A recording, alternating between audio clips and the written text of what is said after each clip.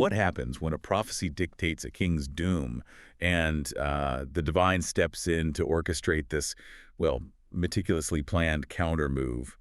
We're talking about more than just a birth story here. This is really a saga of power, prophecy, and some pretty profound philosophy. Today we're diving into excerpts from Demigod Prayers for Krishna in the Womb, which is just a fascinating ancient narrative. Our mission is to unpack the intricacies of this pivotal moment. We'll explore the key figures, the high-stakes political landscape, and, the surprising philosophical insights woven throughout this incredible account. Get ready to uncover how even the most, let's say, powerful human plan can be transcended by a larger divine design. Okay, let's unpack this a bit, starting with King Kamsa. He was an incredibly powerful ruler and deeply feared. Oh, He absolutely. didn't just seize control of the Yadu, Roja, and Andaka dynasties in Shurasena. He built this, formidable network. Right, it was strategic. We're talking about alliances with numerous cruel kings: Pralamba, Baka, Kashura, Tivarta, Agusra, Mutika, Arida, Vivida, Bhutana, Kesha, and Danuka. A real rogues gallery. And his protection by Jarasandha, the king of Magadha province, that was key. And further alliances with Baisra and Bangforda. It truly cemented him as the strongest ruler in Bharatavarsha at the time. No question. The key insight here, I think, is how unchecked power, and maybe paranoia, can lead a ruler to just dismantle everything around them just to keep control. Exactly. And the immediate impact of Kamsa's power, it was devastating, particularly for the Yadu dynasty. Which, importantly, is Krishna's destined birth lineage. Precisely. Kamsa's animosity towards them led to their forced dispersion. The Yadu, Boja, and Antaka kings and their people, they had to scatter. Where did they go? They sought refuge in various other states: the Kurus, Panyakalas, Kekaya, Shilva, Vidarbha, Nyatha, Videha, Kushala, basically anywhere they could find shelter. So Kamsa effectively shattered their solidarity. Completely. Broke their strength, left them scattered and, frankly, vulnerable. And to really feel the weight of what's about to happen, you have to remember the backstory, which is just chilling. It really is. Kamsa had already mercilessly killed 6 babies, born to his own sister, Devaki, and her husband, Vasudeva. 6. Unthinkable cruelty. And what's even more disturbing, perhaps, is that Kamsa's own friends and relatives, Yeah. they initially pleading with him, right? They asked him to stop these heinous activities. They did at first. But eventually, they became his fearful worshippers. It's just a stark illustration of how terror can work. Okay, so here's where the plot, you could say, really thickens. Devaki becomes pregnant for the 7th time. And this brought her this really strange mix of, well, the text calls it jubilation and lamentation. A real emotional conflict. On one hand, she understood that Lord Vishnu's plenary expansion, Ananta, had taken shelter in her womb. That's the jubilation part. Right, a divine presence. But at the same time, she was absolutely terrified that Kamsa would, well, that he'd kill this child too, just like the others. The lamentation. And what's truly significant here is how the supreme personality of Godhead, Krishna, responds. He sees the Yadas as fear, their suffering. Right. So he ordered the appearance of Yogamaya. She's described as his internal potency, even the chief of all potencies. Yogamaya. Yes. And this highlights a really profound philosophical point.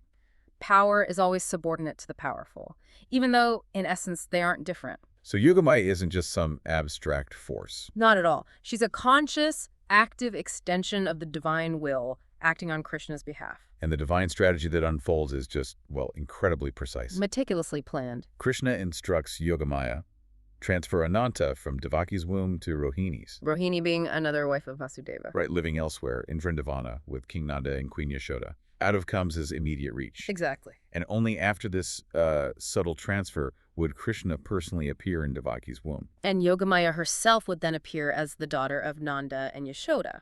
So what's the real significance of this initial transfer? It seems quite elaborate. Oh, the significance is immense. Ananta, after this transfer, he becomes known as Saklanan. It's Sakanan, meaning forcibly attracted. Yes, and also Balarama. He's described as the source of all spiritual power, the Bala. Bala. Spiritual power. Exactly. And that Bala is essential to attain the highest bliss of life, which is Raman. Okay. This connects directly to a statement in the Upanishads, Nayam Atma Balahinana Labhya. Basically, one cannot attain the supreme platform of self-realization without being sufficiently favored by Balarama. And it's crucial that this bala is spiritual strength, not just physical strength. Absolutely crucial. It's the foundational energy for connecting with the divine. Balarama is also seen as the original spiritual master. Lord Nityananda Prabhu is considered an incarnation of Balarama. Wow. And there's more. Yes, beyond that, Ananda plays a cosmic role. He sustains all the planets in their positions. It's a profound spiritual understanding behind what we might just call gravity. It's fascinating, too, that Yogamaya is worshipped so widely in the material world, as Durga, Bhadrakali, Maya, many different forms. She is. And people seeking materialistic perfection, they often worship her for material success very easily. Right, and this brings us to a really critical distinction. You have those who worship the power Yogamaya in her external energy form, Durga, for example, seeking material success. Okay. And then you have the transcendentalists who worship the powerful Krishna himself, aiming for transcendental elevation for spiritual progress. So two different approaches. Two different goals, really. Vedic culture historically acknowledges both paths, and sometimes people follow both simultaneously. But the core insight here is key. While divine power can grant material boons, real, lasting spiritual fulfillment comes from connecting with the source of that power. And the execution of this divine plan, the transfer itself, it was just ingenious. Truly magical, in a sense. Yogamaya circumambulated the Lord, appeared in the material world. And then she placed both Devaki and Rohini under what's called Yogamaya's spell, or Yoga Nidra. A kind of divine sleep. Essentially, yes. It induced a state in those around them that led people to believe Devaki's 7th pregnancy was simply a miscarriage. Ah, so that's how they explained it. Exactly. So Balarama, though technically conceived by Devaki, appeared to be born as Rohini's son in Vrindavana, cleverly evading Kamsa's deadly attention. Now, let's shift to Krishna's own entry into Devaki's womb. You mentioned it wasn't a typical biological conception. No, not at all. The texts describe it as an entirely transcendental process. How so? Well, first, Krishna situated himself in the unalloyed heart of Vasudeva. Vasudeva then appeared, it says, just like the glowing sun. Radiating divinity. Precisely. Then, from Vasudeva's purified mind, Krishna, with all his full inconceivable potencies, was transferred to the mind of Devaki. Like light transferring. The analogy used is like the setting sun's rays are transferred to the full moon rising in the east. It wasn't a seminal discharge. It was an appearance via his inconceivable potency. And he brought all his plenary expansions and incarnations with him. Wow. The insight there is that the Supreme can manifest not through material means, but purely through divine will. Exactly, demonstrating complete control over all processes, material or otherwise. So Devaki, now carrying the Lord, becomes the residence of the Supreme Personality of Godhead, the very cause of all creation. An incredible state. Yet, physically, she's still confined within the house of Kamsa. Right. The text describes her looking just like a suppressed fire or like misused education. It's such a powerful image. Her transcendental beauty, resulting from conceiving the absolute truth, is hidden, suppressed. It really is. A divine presence held captive, paradoxically, by human tyranny. But Kamsa, despite his cruelty, wasn't completely oblivious. He noticed something. What did he see? He saw this transcendental beauty radiating from his sister Devaki, and he immediately concluded. He knew. He knew the Supreme Personality of Godhead had taken shelter in her womb. He instantly knew his prophesied killer, Krishna, had finally arrived. Yes. The moment he feared was here. So what does Kamsa do at this critical moment? He's face-to-face, in a sense, with the being prophesied to end him. What's the internal battle? What does it tell us about him? Well, his internal deliberation is actually quite revealing. He paused. He hesitated. He did. He recognized that Vishnu's purpose, you just can't frustrate it. No one can. He also knew that killing Devaki right then would be most abominable. Why? Reputation. Reputation, yes. It would spoil his name and any pious credits he might have had, essentially end his life even if he kept breathing. He'd be as good as dead in terms of social and karmic standing. He actually considered the consequences of extreme cruelty. So even this tyrant recognized some moral lines. He understood that being excessively cruel leads to being disliked in life, cursed after death, and ultimately degradation. That insight, that pause, it shows a flicker of understanding about universal laws, even if it's driven by self-preservation and fear. But ultimately, he makes his decision not to kill Devaki immediately. No, he decides to wait. What happens then? His mind becomes utterly absorbed in animosity against the personality of Godhead, just consumed by it, Constantly thinking of Krishna. constantly. The text says, while sitting, while sleeping, while walking, while eating, while working in all the situations of his life. His entire focus was on Krishna, but as the enemy. Which brings up a really important question. Uh-huh. If someone is thinking of God that intensely, even negatively, does that count as devotion? Does it make them a devotee? No, it absolutely does not, and that's such a crucial distinction to understand. Okay. While Kamsa's mind was, yes, absorbed with the thought of the Supreme Personality of Godhead, it was completely unfavorably. With hatred. With hatred, animosity, fear.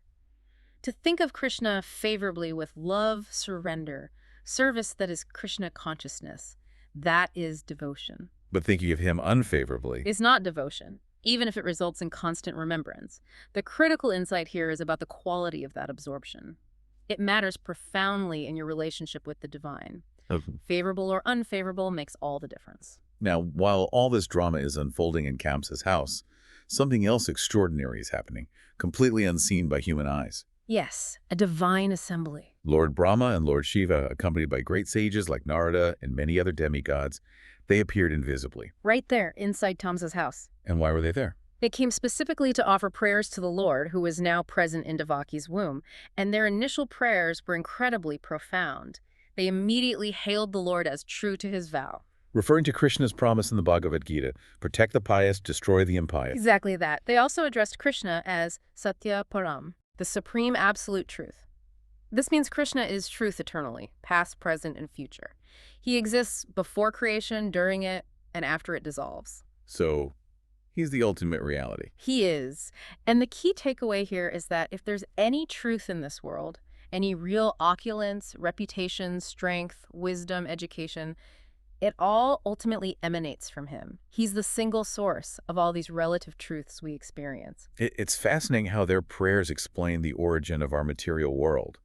They clarified the 5 main elements: earth, water, fire, air, ether. They're emanations from Krishna. They come from him. And they also made a distinction. The living entities, like us, are Krishna's superior energy, while the dead material elements are his inferior energy. That's straight from the Gita too, right? Directly. So it tells us we're not just matter. We're connected to a higher living energy that originates from the divine source. Absolutely. And the demigods continued with this really insightful analogy. They described the entire material manifestation as a kind of tree, a vako. Why a tree? Because, like a tree, it will be ultimately cut off. It's temporary, influenced by time, unlike Krishna's own eternal body. Okay. The Kaha Upanishad dives deeper into this tree analogy. It has roots in the 3 modes of material nature: goodness, passion, ignorance. The gunas. Exactly. It bears fruits of distress and happiness.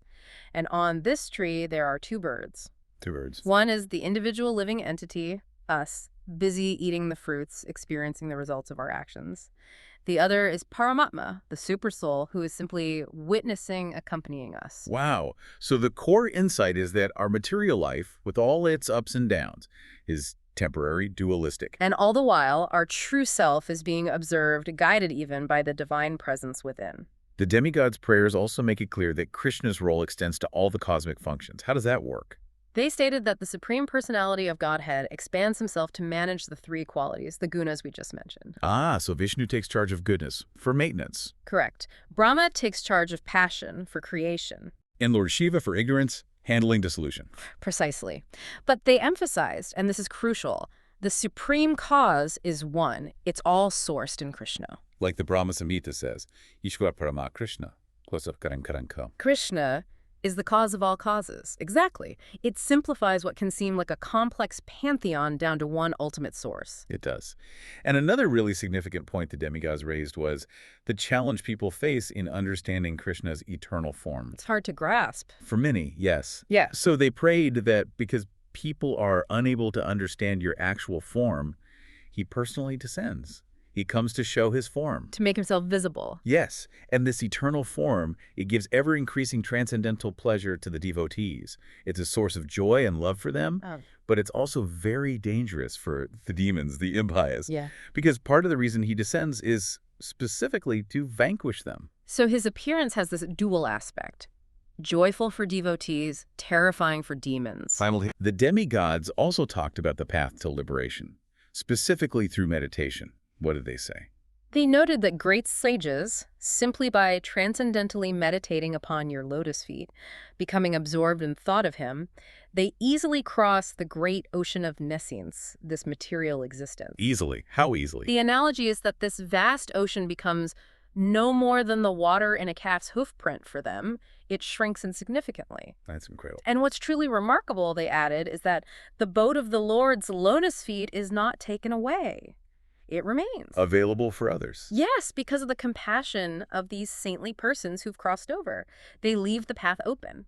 Now, this raises an important question, doesn't it? Is all meditation equally effective for achieving this liberation? Good point. What did the demigods say? They were very explicit. They stated that persons who are interested in meditating on something void or impersonal cannot cross over the ocean of nescience. So impersonal meditation isn't enough. According to their prayers, no. They said such individuals, even after performing severe austerities, eventually fall down again into the material way of conditioned life. Why? Because their intelligence is contaminated. And crucially, they fail to meditate on the Lord's lotus feet, his personal form. So it's the focus on the personal aspect that's key. That's the contrast they draw. Pure devotees who surrender to the personal form never fall down, because Krishna himself promises, my devotees are never vanquished. So the core insight is that while impersonal understanding might be a stage, it's not the final goal. Exactly. True. Permanent liberation residing in the spiritual kingdom comes through personal devotional service, focusing on the Lord's form. And ultimately, what did the demigods say was the main purpose of Krishna's appearance? They declared it's for the welfare of all living entities. His coming allows everyone, regardless of their social standing, whether they're students, householders, retired persons, or renunciates, to easily understand the nature and form of the Supreme Personality of Godhead. It makes the divine accessible. And his appearance actively works to eradicate all kinds of speculative ignorance. That's the phrase used. Vijnanam ajnana vidapamarjanam. How does it do that? Because Krishna's actual form, which is full of bliss and knowledge, inherently defeats all imaginative iconography. Like imagining God as just an old man in the sky. Exactly. People might imagine God that way, but the texts say, although he is the oldest, his eternal form is that of a fresh youth. His form, his flute, his bluish-black color, these are described as reality, not human imagination. And he's Udasattva. Meaning transcendental goodness, completely beyond the material modes or qualities that bind us. The insight is powerful. Divine reality isn't something we invent. It's something revealed, perfect, and beyond our limited concepts. Let's talk about his names. They aren't just labels, are they? Not at all. Each name reveals something about him. Krishna means all attractive. Okay. He's called Shama Sundara because, although blackish, Shama, he's incredibly beautiful. Sundara, more beautiful than thousands of cupids. Wow. Because he lifted Govardhana hill. And names like Nandana, Vasudeva, Devakinandana identify him as the beloved son of Nanda, Vasudeva, or Devaki. Now, impersonalists might just see these as material descriptions. They might mistakenly dismiss them that way. But for devotees, the understanding is different because Krishna is absolute. His name is identical with your form. What does that mean, practically? Well, think about it. Chanting the word mango doesn't give you the taste of a mango. Right. But chanting Hare Krishna actually brings you into Krishna's company, his presence. There's no difference between the name and the named when it comes to the absolute. It's a profound concept.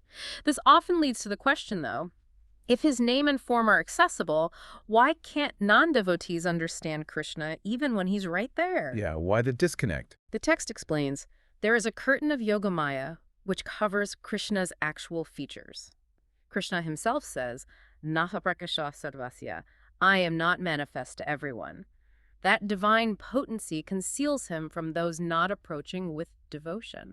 But even so. Even so, his power is absolute. Even those who died fighting against him on the battlefield of Kurukshetra attained liberation simply by seeing him at the time of death. That's amazing. What about people considered less intelligent? In those times, the text mentions women, laborers, the mercantile class. For them, the great sage Vyasadeva compassionately wrote the Mahabharata. It's presented as history, including Krishna's activities. So just engaging with the story helps. Yes. By simply studying, hearing, and memorizing Krishna's transcendental activities within the Mahabharata, even those groups could rise to the level of pure devotees. And pure devotees are considered liberated even within this body. So fundamentally, Krishna appears with this dual purpose. It seems like he's giving a direct chance to devotees who can see him, worship him. Directly engage with him, yes. And for others, maybe those not immediately devotional, he offers this chance to become acquainted with his activities, his stories. Exactly, which itself purifies them and paves their path toward spiritual elevation. It benefits everyone ultimately. So the demigods, they conclude their prayers by asking for the vanquishing of these cruel rulers like Kamsa and Jarasandha. They pray for good fortune to return. They highlight how Krishna's lotus feet will impress their unique marks, symbols like a flag, trident, thunderbolt onto the earth itself. This would grace the planet and be visible even to those in heavenly realms. A tangible sign of his A presence. tangible sign. But then they offer this ultimate insight. They say, Krishna, you are unborn. So your appearance isn't really just about vanquishing demons. What is it about then? Material nature itself could handle the demons. His appearance is more for your pleasurable pastimes and, crucially, for the pleasure meeting with the devotees. It's about divine relationship. That's beautiful. They offer their obeisances, remembering his previous incarnations, the fish, horse, tortoise, half man, half lion, boar, swan, Ramachandra, Parashurama, and they ask for his protection. And their final act. Their final act is one of reassurance and respect. They reassure Mother Devaki directly, don't fear Kamsa. Your son Krishna, appearing with Baladeva, will protect the pious Yadu dynasty. And then they actually worship Devaki herself, recognizing her unique position as the mother of Krishna before they departed back to their own heavenly abodes. So, okay, let's try to wrap this up. What's the big picture here? We've gone through quite a journey. We really have. From a king's tyrannical grip, through this incredibly precise, strategic intervention by divine potencies. Yogamaya, Balarama. Culminating in the appearance of the Supreme Personality of Godhead himself inside Kamsa's prison. We saw how these seemingly worldly events, politics, fear, family drama, are actually part of a much larger cosmic design. Definitely. And how different ways of understanding the divine, different consciousness, lead to vastly different paths and outcomes. Yeah, I think what we've really uncovered is that ultimate truth isn't just about what you know, but maybe more about how you know it. How so? Well, is it through favorable absorption, through devotion like the demigods, or is it through unfavorable animosity and speculation like Kamsa? The approach dictates the result. Right. And we saw the profound significance of the Lord's direct appearance, how it clarifies these really complex philosophical ideas. The nature of absolute truth, the purpose of why we're even here in material existence, and what the ultimate path to liberation really looks like. It's almost like a roadmap. It really is a roadmap for understanding our place in this larger cosmic drama. This whole deep dive, it really shows us that even within these ancient texts, you find incredibly sophisticated ideas about power, about purpose, about the very nature of reality itself. Far from simple myths. Absolutely. It challenges us, I think, to look beyond just the surface of what we see and experience every day. So here's a final thought to leave you with. Given the meticulous planning, the strategic depth, and the profound philosophy surrounding just this one ancient narrative of divine appearance, what other aspects of our own reality, maybe our own lives, might be unfolding according to some kind of plan or design that's beyond our immediate comprehension? And how does understanding the why behind stories like this, one, the purpose, the intention, how does that deepen our own deep dives into navigating life's challenges and triumphs? Something to keep thinking about.